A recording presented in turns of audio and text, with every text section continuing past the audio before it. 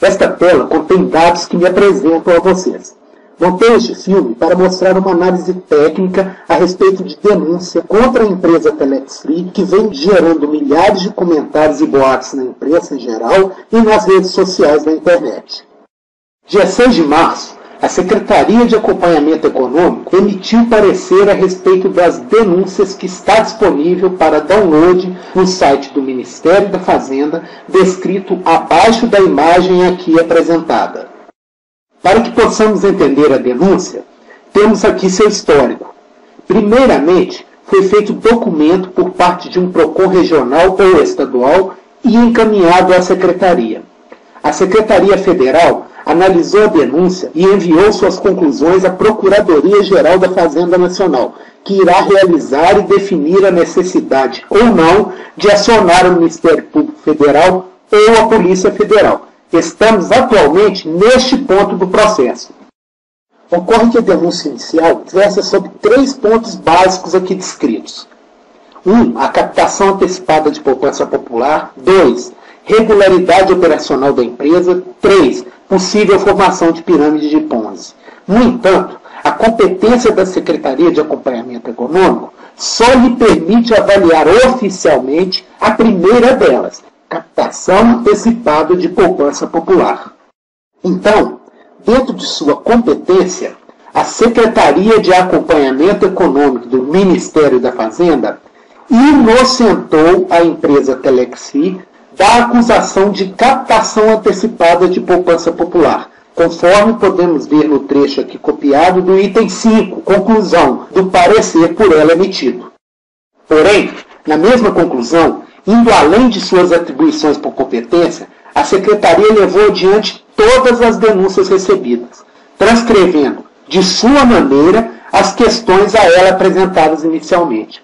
A meu ver, essas denúncias foram mal elaboradas e tipicamente produzidas por alguém que sequer se deu ao trabalho de avaliar mais detalhadamente o negócio Telex Free. Temos na tela imagem detalhando tudo e iremos contestar cada tópico a partir de agora. Em relação à suspeita de 2 atividades laborais e uma única remuneração, nas imagens temos 2 das áreas que o associado da Telex Free tem acesso através de seu back-office.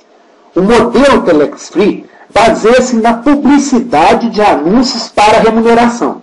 A formação de rede também é remunerada, mas somente caso o associado pretenda trabalhar neste sentido. São 2 remunerações absolutamente independentes. Reiteramos, 2 remunerações e não uma. Assim, podemos dizer que fica absolutamente claro o equívoco da denúncia.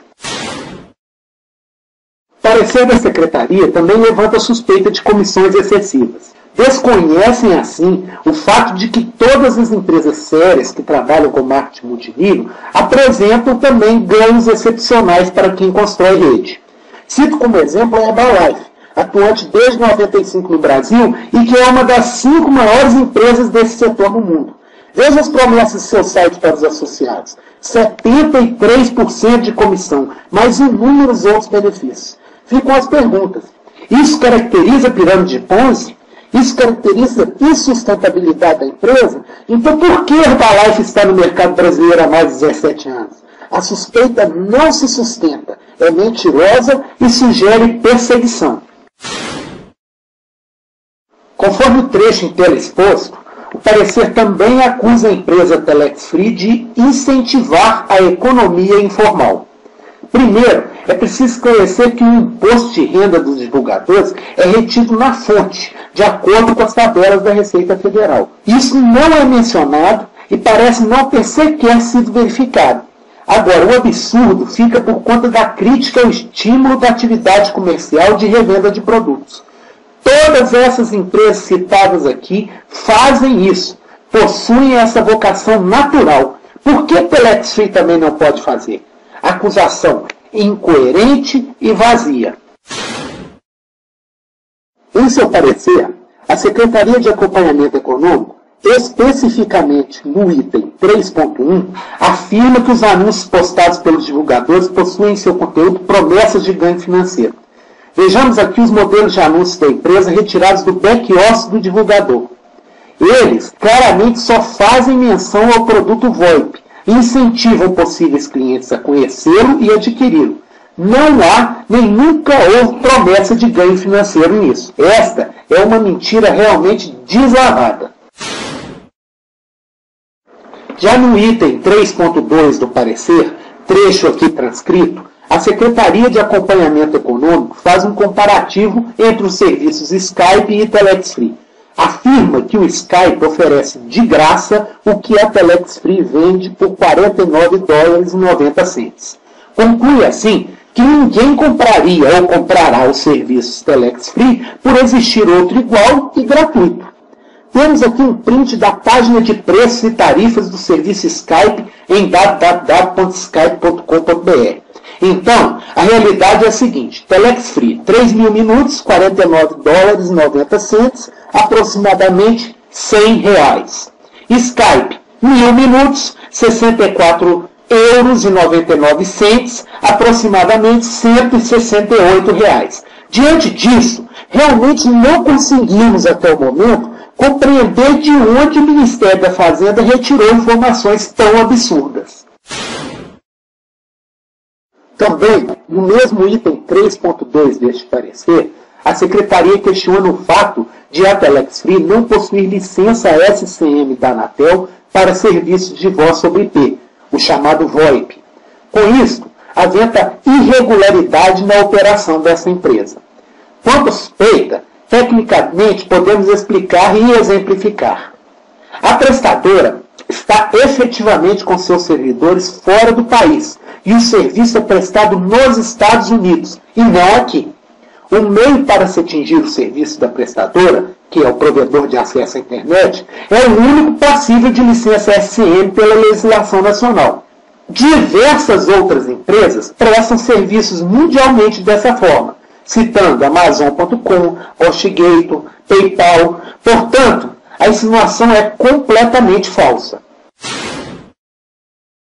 Indo além, em relação à necessidade de licença SCM para a Telex Free, vamos analisar o caso Skype, tão mencionado pela Secretaria de Acompanhamento Econômico como exemplo comparativo.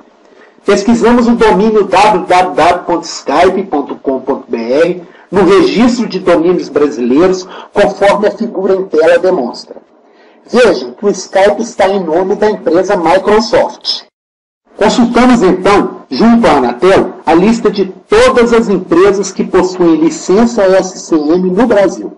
As imagens dessa tela registram esta consulta e o endereço de site oficial aonde pode ser confirmada. A consulta oferece listagem por ordem alfabética e constatamos que, na letra S, não tem nenhuma empresa de nome Skype. E, também, na letra M, não tem nenhuma empresa de nome Microsoft. Portanto, conclui-se que o serviço Skype, tão utilizado como exemplo pela Secretaria de Acompanhamento Econômico, pasmem, não possui licença SCM.